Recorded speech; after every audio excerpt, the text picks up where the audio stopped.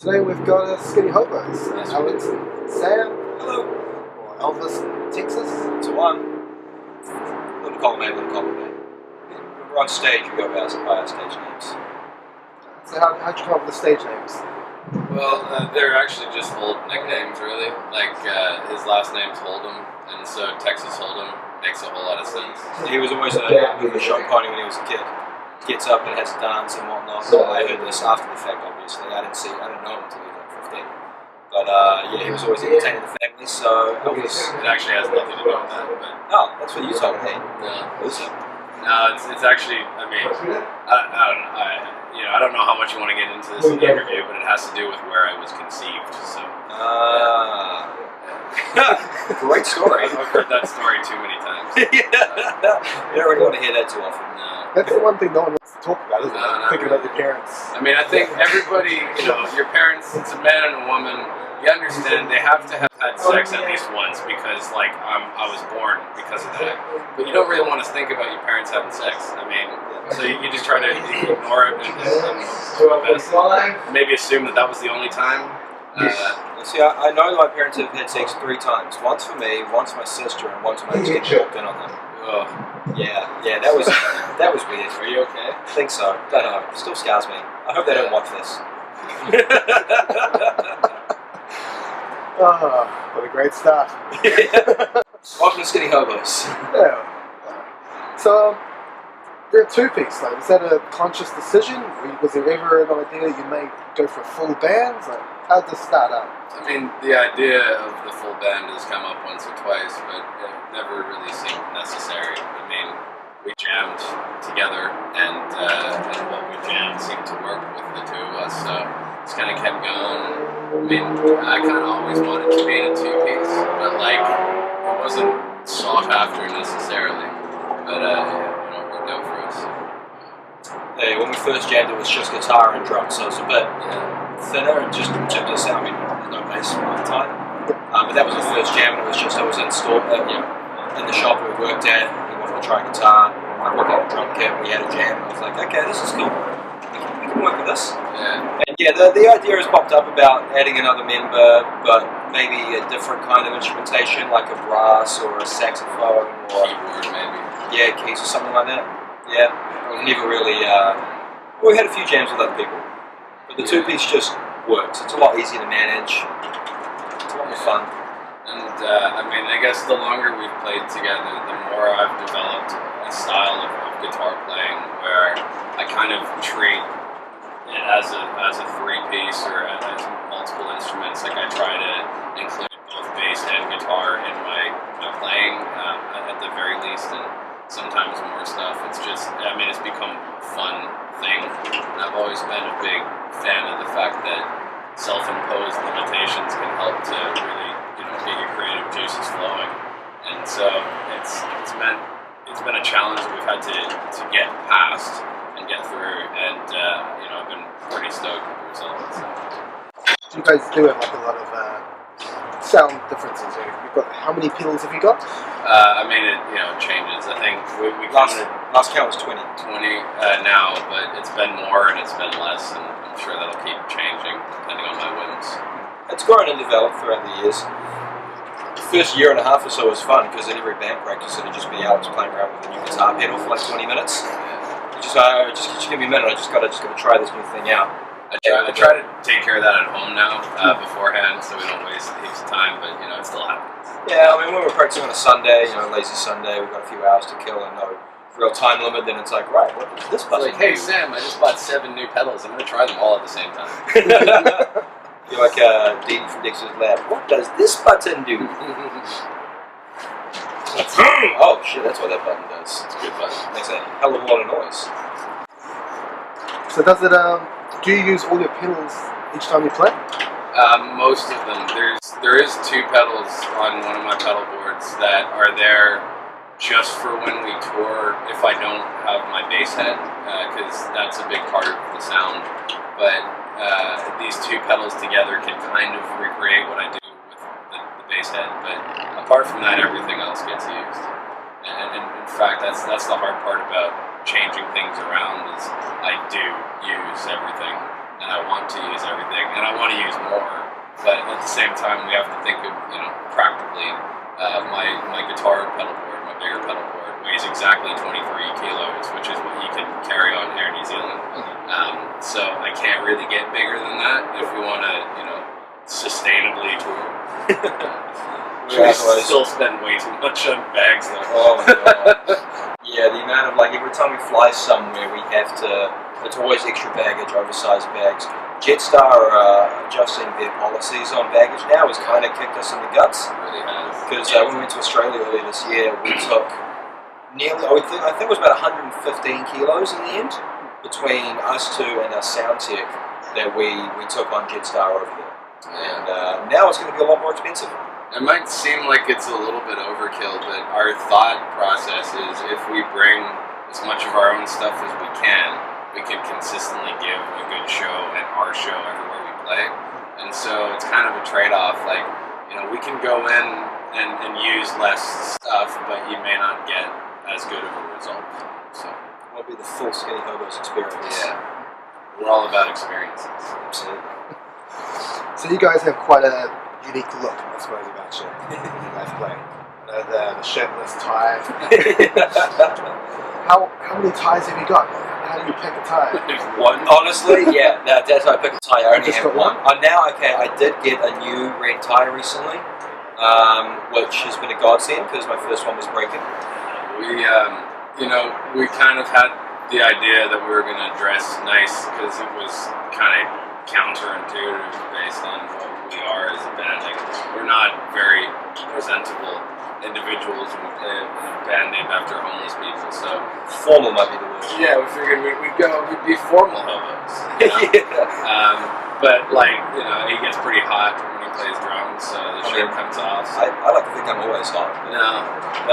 All right. We live together, man. I've seen you without your makeup. Yeah, don't catch me in the morning. I'm not a morning person at all. It's okay, I'm not either. That's why we're so good friends. We wake up before work, it's like, Get out of the way. Oh, sorry, bud. Fighting for kitchen space. Our kitchen's like this big, so there's always space to be fought for. But the shirtlessness was definitely a practicality thing more than anything, because I just can't do that much washing.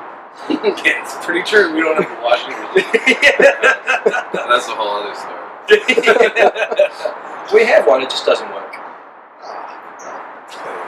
So you wouldn't be looking at wearing a different tie at different places, go to Australia and wear over the Aussie flag. Oh, I'd never wear an Aussie flag myself, are you kidding? Yeah. I'm like, come on, I'm a patriotic New Zealander. Or as patriotic as New Zealanders can get. Until you get too big and then we'll chop it down. Oh yeah, exactly. Tall poppy syndrome's a thing, right? The only problem with that is I've got a bloody kangaroo on my guitar. I'm going to be playing later. Wait, really? Yeah. Oh, of course, yeah. It's Australian brand, so I actually now play Australian drumsticks as well. Yeah. So. But to note to all you Kiwi builders out there, I will accept a free New Zealand guitar with Southern Cross on it or a Kiwi or something. If you're willing to do that, I'm willing to play it. Just saying. Yeah. Put them out there. Yeah, no, I play a New Zealand-made snare drum with Australian-made drumsticks now, which is kind of cool. Shout out to Sam Polonius and Ascension, respectively. Yeah. Official, unofficial. Actually, I also use Australian guitar picks. Thanks, Grover Allman. Yeah, there we go. We have this weird Australasian thing going on. Yeah, we're all one. We're all people. I'm not even from here, so I'm okay. So, how long have you guys been doing music? What got you into it? It's probably different for both of us, but it's kind of, as soon as I was born, that was my thing. And, I was actually a drummer before I played guitar. I picked that up when I was about 6. Same time as piano as well, around the same time. But, so it's just always been music for me. I picked up a guitar before I picked up drumsticks. Maybe we should try it. Maybe. We've done that once or twice. It's been fun. Yeah. You're like, that's a really good idea. Oh, wait, maybe not. No, I played guitar when I was about 6 or 7, and I couldn't fit my fingers on the fretboard properly. But I always used to pick up pop and pan lids out of my mum's kitchen and play them like orchestral cymbals. And so one day my mum, yeah, it's great. It's good fun. They make a great sound. So my mum asked me one day, do you want to take drum lessons? And I was like, yeah, sure, sounds like fun. Here I am, nearly 20 years later, still playing. But my dad was huge in terms of just getting me playing, because he pretty much coached my bands. Like when I was in intermediate school, he's like, right, I auditioned for the school band, but they didn't. I didn't get into that one. So Dad's like, fuck it, we'll find a band for you. So we got a singer and turned him into a bass player, found a guitarist, got another singer, and then that was, I think I was 12 years old then, and I've been playing in bands pretty much ever since. That's actually how we know each other. Because later on when we were in high school, his band that had been developed, and my band, we used to play gigs together. You know, we played Rock Quest together, and then we did some gigs and stuff. And his dad, Paul, actually helped us out quite a bit as well. So massive cheers. Cheers, Pops. Actually, we're recording an album of the old man soon as well. Oh, cool. Yeah.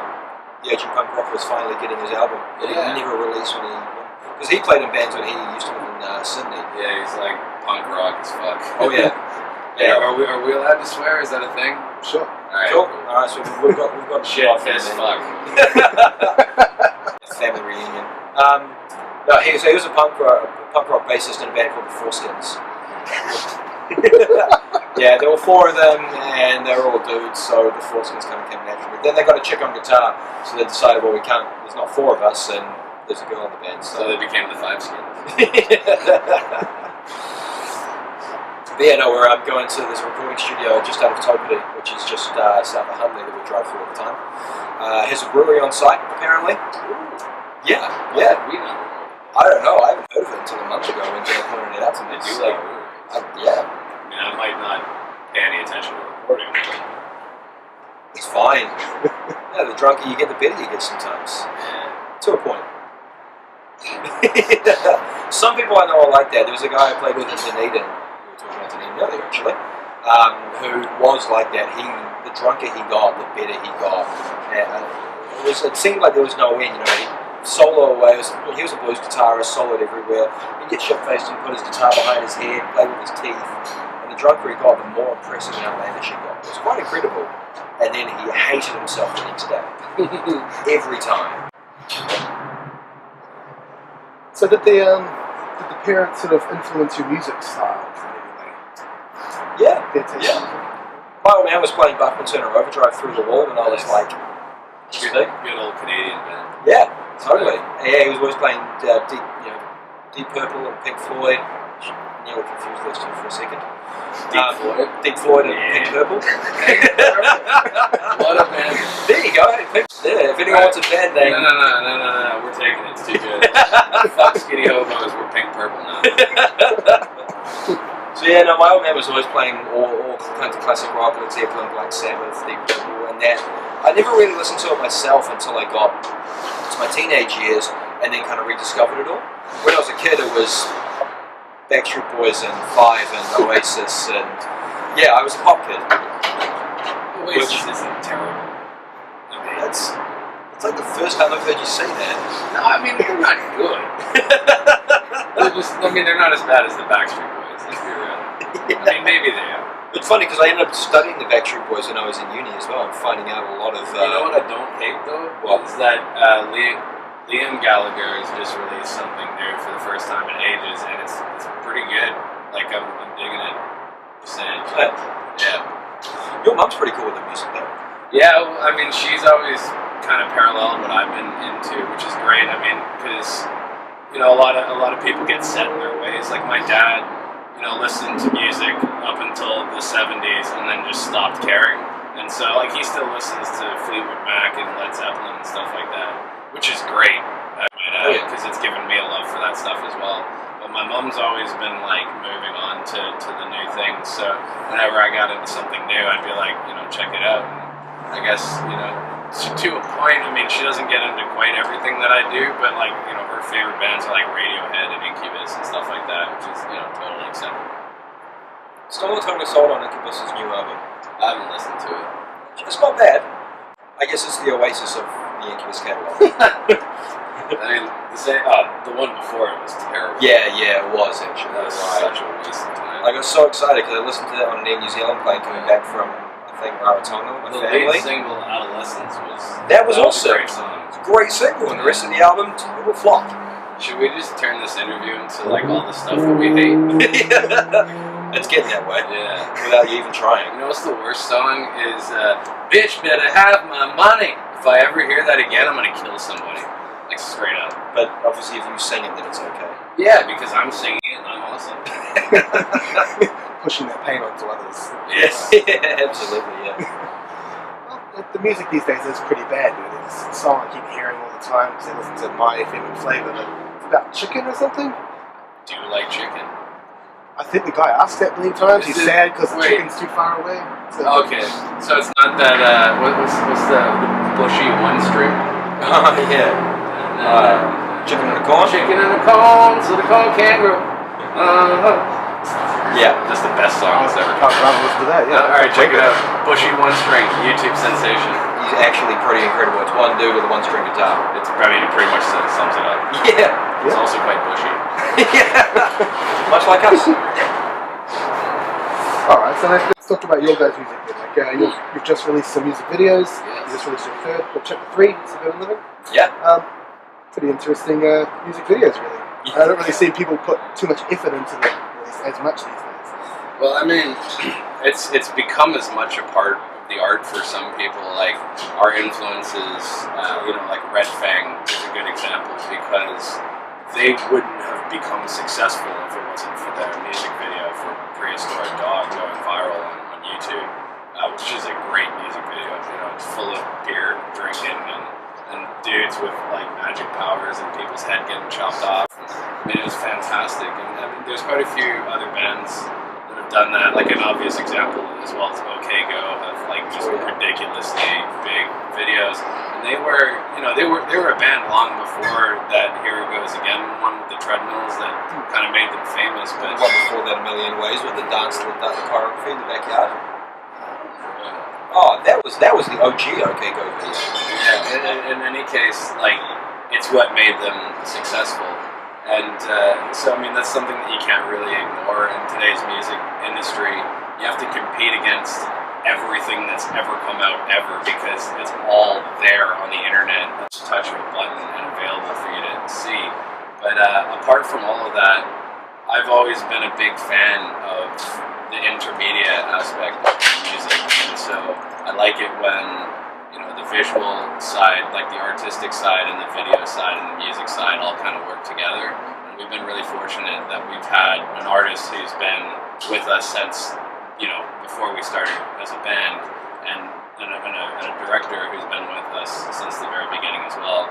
So we've been able to develop that cohesively and kind of keep a theme going, which is interesting to me.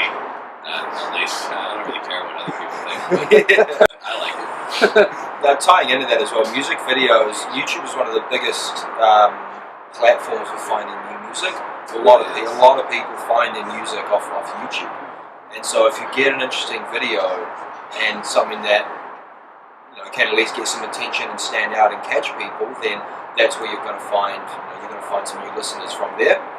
I'm so sick of the music video of like just watching a band rock out. Like just go to their show, I don't want to see someone mime playing their song with no cable plugged in and just like, we're cool and shit. It doesn't do it for me. Like our videos were fun to film. Yeah. Which is better than standing around in a room for 7 hours playing the same song and then putting that out. We did have to do that one time, I think, before we had to play Merchant like 6 times. But with all due respect to your opinions, which I don't have any respect for your opinions. Thanks. Yeah, I'm kidding. And that was for 30 seconds of our video. So. Yeah, exactly. Yeah, there was like, we played like an hour 20 gig for 30 seconds of music video footage. But to be fair, like we did play a show and everybody got to see it and be a part of it, which was awesome. And we got our friends Caridian on board as well to play after we were done, so we could make it something fun for everybody who was there. Something else on music videos I want to touch on is I've noticed recently is there's this trend. YouTube has always been the go-to place for music videos, but a lot of people are uploading videos to Facebook now. Yeah, bands are that's- uploading music videos. You to can Facebook. see that because, like, anytime someone has autoplay on, And you scroll past it. Yeah, it goes just like millions of views right away. Alien Victory have just released their latest video. Yeah. It's an incredibly, it's a performance video, but it's a very well done video. They're on like a rocky outcrop on a beach. It's pretty impressive. But that's racked up nearly 500,000 views on Facebook. Which, again, you scroll past it, it starts playing, that's a view. As far as I know, anyway. I mean, it has been shared a lot. I've seen it popping up like every day. And they're everywhere. They really are. They're like the plague. It's just taking over. Just not killing people. Yeah. I mean, maybe they're killing people. I don't know. Oh, We don't yeah. know what goes on behind closed doors. It's true. It's And, yet to like, quite sit They're in. very young and talented, so maybe they're getting that power from sacrificing people to Satan. I mean, they're metal after all, right? That's a thing that happens, right? I don't know. I don't play metal. I mean, I used to play metal. We Yeah. definitely didn't sacrifice to Satan. Oh, no. No. Well, that's why you didn't get very good then. Apparently. Yeah. Damn it. I had that wrong all along. I mean, I met the devil at the crossroads, and that's how I got my jobs, so... Right. I see. I mean, I am going to hell, but, like... I stabbed the devil in the eye with a drumstick. Good on you, bro. Yeah. So, I mean, he was pretty upset about it, but you know, I was like, look, I don't want to lose my soul here, man. we don't ever stop talking. Feel free to butt in. Yeah. What he said. Alright, so you guys live together, you guys play together, you guys are touring. You're touring quite a lot so far this year. Do you guys get sick of each other? Incredibly. I mean, no, I haven't. No, I'm sick of everybody. Yeah. Like, I don't know how this works. I guess that's the thing. When we're at home, it's there's no bug. We know each other's limits and each other's boundaries. I mean, we have to sit in a van together for 8 hours from time to time. I mean, we only started living together recently, which was a practical decision because of the amount that we tour. But we have been touring that much for the last 2 years, so it's we've gotten enough time to know each other before we ended up living in the same house, which helps. I guess the other thing is we're very good at just blocking out any shit. Yeah. Both of us are very good at just finding our own space and going, right, I handle y'all, go away for a minute, I'm gonna sit to myself for a while. We both also have lots of experience working in music shops, and you know, when you have that stupid kid coming in at 9 in the morning to smash the shit out of some drums terribly, you learn how to tune that stuff out pretty quickly. And if you can turn that out, you can tune just about anything. Yeah, pretty much. But not only that, like living in a flat full of musicians, we have another guitarist that lives with us as well. It's all I do. It's all he does when we're home. Just playing guitar loudly. He plays drums. And I don't play much guitar. No. I play a little bit. Slap some bass. Yeah, I slap some bass from time to time, play some drums. But yeah, I get like guitar from that side, and I get guitar from that side, and it's just like so much guitar. It's not a bad thing at all. Quite happy with it. So you guys have done your own headlining tour recently? Yeah, man. Yes. How did that go? was the thing. That was great, man.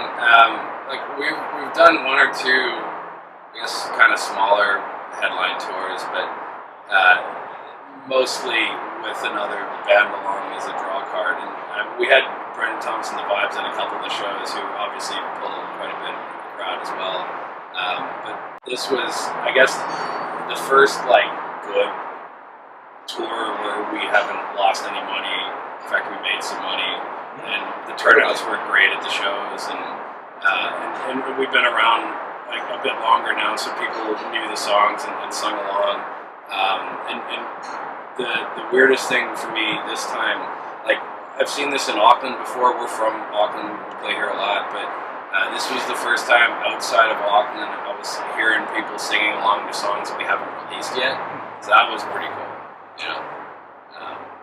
And when it got to the songs that we have released, hearing the audience sing them back louder than I was, you know, with a microphone was pretty magic. It's pretty cool. Yeah. The cool thing about this tour we did is learning more about the cities that we played in. Napier is one that's slightly out of the way, but it's a great place. Cabana's an amazing venue. Everybody was jumping up on stage and dancing with us. Yeah, they jump up, have a dance. The song we finish and get off. Next song They were very starts. respectful about it. Straight back on stage dancing. Nobody stepped on my pedals. Which happens at every other gig. Somebody fell off the stage. I didn't see it, but I heard it was pretty funny. Yeah, I forgot about that. Yeah. Wellington has always been fun for us, and Yeah. we've always got a really good response down there. But the gig we did down there in May was one of the best shows I think we've put. One of the best shows we've put on. Is that in Valhalla, which is one of my favorite places to play. And Ben, the guy who owns it and runs it, is one of the best New Zealanders, man. Like, he's great. He looks after you. He's really enthusiastic and promotes the shows quite a bit. Like, it's always a pleasure dealing with him. So you guys are going on tour again pretty much straight away. You're going out with Decades. Well, in between it, we did 5 dates at the Smoke Free Rock West Regional Finals through June. So that's not so much of a tour, but it did mean that we didn't really get a chance to take a break or anything. Yeah, we have this weekend off. Yeah, but I'm playing a covers gig tonight. I kind of wish I wasn't now, but here we are. It's only because I've been sick the last couple of days. So I'm just like, I want to go home and do nothing. But I can't. Yeah, it is what it is. Yeah, a bit of cash. But this tour is going to be great because we got Decades, Dead Favors, and Baker's Eddy. And Baker's Eddy, we toured with them. That was our first national tour. Was with Baker's Eddy back towards the tail end of, I think it was November 2015. Yeah. And we've had such a great relationship with those boys ever since. We played heaps of gigs with them. And Dead Favors, their drummer and guitar player, have been friends of mine since I was 15. So lots of history with those boys, and they've played with us quite a few times in their short career as well. So it's great because we're pushing it with our friends and Decades as well. Like we've never played with them before, but we got to know them pretty well at Homegrown this year because they're down there as well, and they're all good people. So I think like the music level is pretty high on this tour, but also we're just we're such good mates with everybody that's coming along. It's just gonna be really fun to be a part of. Yeah, no, it's definitely gonna be good. And the main scene is as well getting back to the South Island for the first time since was it October last year? Yeah, with the Philly. Yeah, so getting back to the South Island, that's a great place to play, and also you lived in Dunedin for 3 and a half years. Yeah. And it's we've only played down there a handful of times, so it's always good to go back and experience something slightly different. And the crowds are always great down there as well. Like everybody's enthusiastic and right into the shows. So it's gonna be good times. Yeah. So you guys will be, after all that, you guys will be back in here as well for the City Rockfest. Yeah, true. King's Arms. In case you don't know where here is, Dead Favors are on that one as well. Yeah. Baker's Eddy on it? No, I don't think I am. But heaps of bands we know, like Caridian, who we mentioned before, and Deadbeat Boys, and Armored Advance. City Fighter Stacy coming up from Christchurch. But Quinn the Human as well, who we've toured with heaps. Love that band. And quite a few other bands. But again, it's a lot of people that we've played a lot of shows with, so that's going to be lots of fun to be a part of. So. It's always good to play the King's Arms as well, especially since the news broke that it's going to leave us, sadly. I mean, I before we came here today, I checked our history of places that we've played, and we've played at King's Arms 21 times since we started being a band. 21? Yeah. Nah, get out. Well, we did the big ones, the Battle of the Bands, which had I guess 3 or 4 shows here, but since we started being a band, which was towards the end of 2014, we've played King's Arms 21 times. So that's this is our home that we're losing. Damn, I didn't realize it was 21. Yeah. I mean, I knew it was at least a dozen or so. Yeah, it's awesome. Yeah, cool. Yeah, instead. It's good. So you've had a rather busy year so far this year. You've kind of come from obscurity almost, and you're in the face of everybody all the time now. What's next for you? What else is happening this year? Anything else? Or? We've got an album, which will be coming out this year, probably. Yes, it will be coming out this year. I think we've said that. We've said that the last 2 years. But I would say it's got to be definite, because if we don't, people are going to stop paying attention. Yeah, people are going to start hating us if they don't always know. So we've had so many questions. When's the album? It's coming, promise. It's a long and storied process. Yeah, and so we'll be touring with that again. We've got a couple things lined up for the tail end of this year, which we can't really talk about, and early next year as well. But I guess the big thing is The Rock are bringing us over to Fiji to do Jim Beam Rock Island, which is going to be sick. Yeah. Because we get to go to Fiji and play music on the beach and stuff. At a resort with like 200 people, and so it's going to get intimate.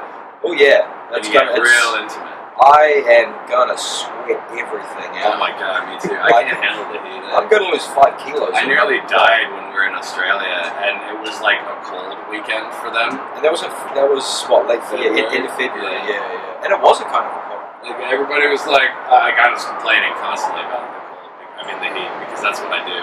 And everybody's like, oh, what, man? It's like 40 yesterday, Mike, or whatever. I can't do accents very good. Oh, you tried it. I think the mate worked out. Yeah, you got halfway there, yeah. Alright, so a lot of stuff to look forward to then. So you guys are going to play a little bit of a performance for us today? Yeah, we're going to smash some tunes. Yeah, I'm gonna take a step out and get myself a beer or two. Possibly take a nap. He's a bit sick, this boy. I may take a nap. He needs to look after himself. I'm gonna go home and have a shower. Yeah. Is what I need to do. Yeah, you smell like a Yeti. I know. I love how you kept it there. Yeah. That's not normally what I smell like, but for today, that's what I smell like. Are you kidding? I thought your cologne was called Odor Yeti. It's really hard. It's all one word. Y-E-D-D-I, Yeti. So, Why do you think we're sitting so far away? How far away on this couch can I get? Yeah. This is our new song, which is called Suburban Living, and it goes like this.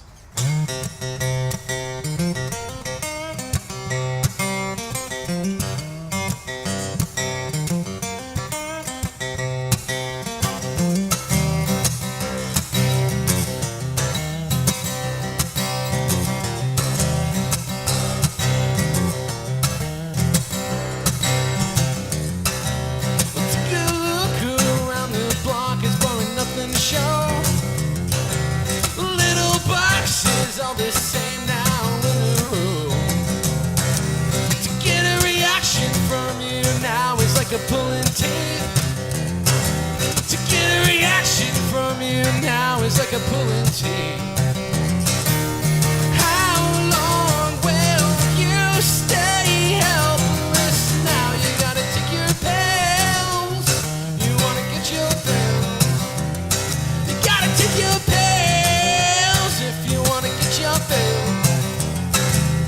Give it away, you know you gotta go by yourself. Well, give it away, you know you'll never be somebody else. To get a reaction from you now, you know I gotta shout. To get a reaction from you now, you know I gotta shout. How long will you stay helpless now?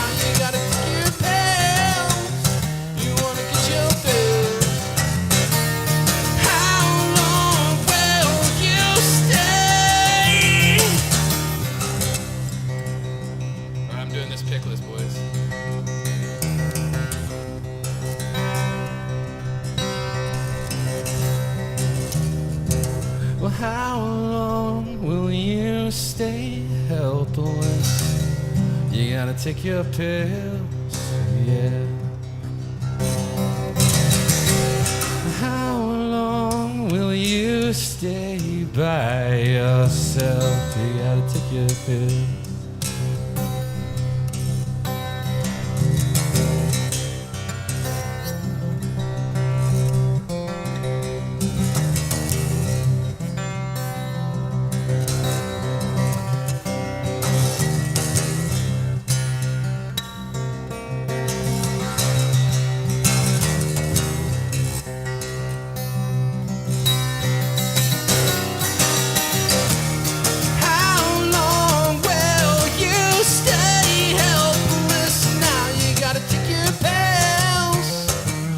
Take your pills. How long will you stay?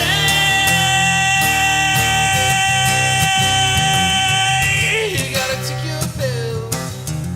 You gotta take your pills if you wanna get your pills.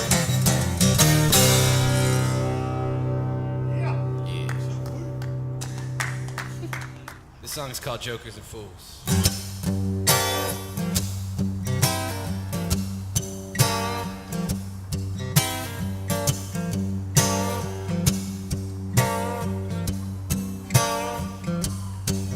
Well, I heard the sound coming down from the town below, and I did find the pantomime. It was on the radio.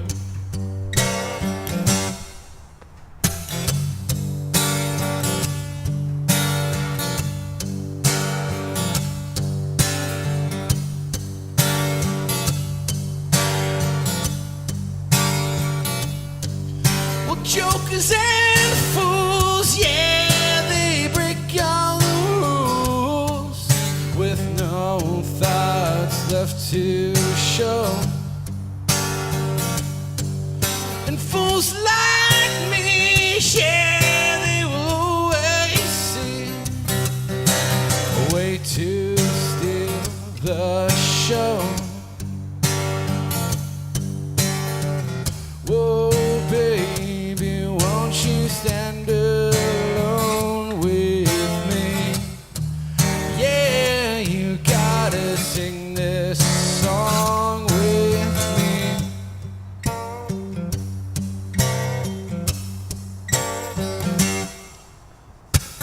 Hey man, you've got the gun in your hands, but why are you standing around? Whoa, no. We'll turn about face and yeah, get back in the race. Well, you know you're as good as dead anyway.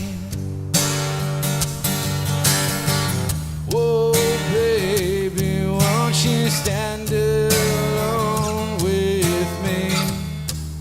Yeah, you gotta sing this song with me.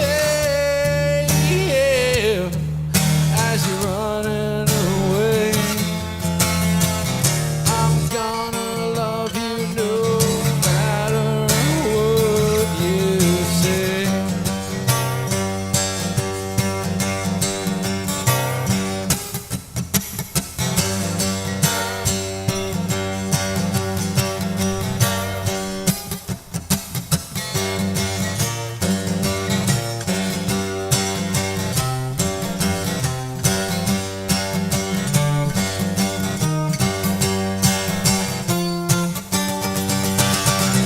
Whoa, baby, won't you stand alone with me? Yeah, you gotta sing this song with me. Yeah, as you're running away, I'm gonna love you no matter what you say.